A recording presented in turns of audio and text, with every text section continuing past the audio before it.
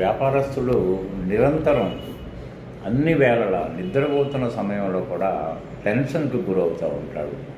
నేను పెట్టిన వ్యాపారం ఎంతవరకు సక్సెస్ అవ్వడానికి అవకాశాలు ఉన్నాయి, నాతోటి వాళ్ళందరూ కూడా నా దగ్గర పనిచేస్తున్న స్టాఫ్ కానీ, లేకపోతే నా ఇంటి వాళ్ళు కానీ, లేకపోతే నాకు ఆర్థికంగా సహకరించిన వాళ్ళు కానీ నిజాయితీగా ఉన్నారా, నా యొక్క అభివృద్ధిని వాళ్ళు కాంక్షిస్తున్నారా అనేది ఎప్పటికీ ఆలోచిస్తూ ఉంటాడు. ఈ సమయంలో ఎవరి వల్ల కానిది ఒక అకౌంటెంట్ వల్ల అవుతుంది. ఎందుకంటే అకౌంటెంట్ పాత్ర ఎంత గొప్పదంటే, వ్యాపారాన్ని అణువణువున అర్థం చేసుకొని దాని నడకని విశ్లేషించి ఒడిదుడుకులకు కారణం ఏంటి, ఆ ఒడిదుడుకుల్లోంచి బయటకు రావడానికి గల మార్గం ఏంటి, ఏ విధంగా మీరు వ్యాపారాన్ని నిర్వహిస్తే మీరు అనుకున్న విధంగా దాని ఫలితాన్ని పొందగలుగుతారు అనేది చెప్పగలిగిన వ్యక్తి వ్యాపార సంస్థల్లో ఒక అకౌంటెంట్ మాత్రమే. అది చిన్నది కానివ్వండి, పెద్దది కానివ్వండి, ఏదైనా సరే. అంటే అంత విశేషమైన పాత్ర అకౌంటెంట్ది.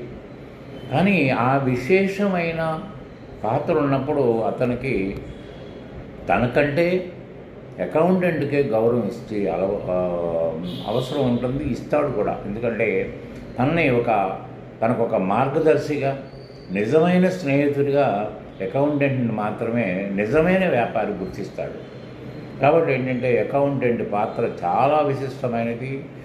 అకౌంటెంట్ పాత్ర ప్రతి బిజినెస్కి ఎంతో అవసరమైనది కూడా. కానీ మరి అంత విశేషమైన పాత్ర, అంత గౌరవప్రదమైన పాత్రని మనం ఎందుకు చేజిక్కించుకోలేకపోతున్నామంటే మన ఎడ్యుకేషన్ సిస్టము అలా ఉంది. అకౌంటెంటుగా మారడానికి మీరు కామర్స్ అనే శాస్త్రాన్ని అధ్యయనం చేయాలి. అసలు కామర్స్ అనే శాస్త్రం మన లెక్చరర్సు, మన పుస్తకాలు రైటర్లు వీళ్ళందరూ కూడా ఒక కొత్త శాస్త్రంగా అభివర్ణిస్తారు తప్ప కామర్స్ అనేది కొత్త శాస్త్రం కాదండి. మనలో ఒకటి, మనతోటే నడుస్తున్నది. అసలు కామర్స్ లేకుండా ప్రపంచమే లేదు. ఎందుకంటే ప్రపంచం ఎందుకు లేదంటున్నానంటే, కామర్స్ అనేది రూపాయి మీద ఆధారపడి, రూపాయి యొక్క సంపాదన, రూపాయి యొక్క వినియోగం మీదనే ఆధారపడి తయారు చేయబడిన సబ్జెక్టు. కాబట్టి అందరికీ అవసరమైన సబ్జెక్టు, అందరికీ తెలిసిన సబ్జెక్టు, మనతో పాటు చివరి దాకా ప్రయాణం చేసేది కూడా అదే అని మనం గుర్తించలేకపోవడం వల్ల మొట్టమొదటి తప్పు అక్కడ పడిపోయింది. కాబట్టి ఏంటంటే అకౌంటెన్సీ గురించి విశేషంగా నేను చెప్తాను ఇకపై.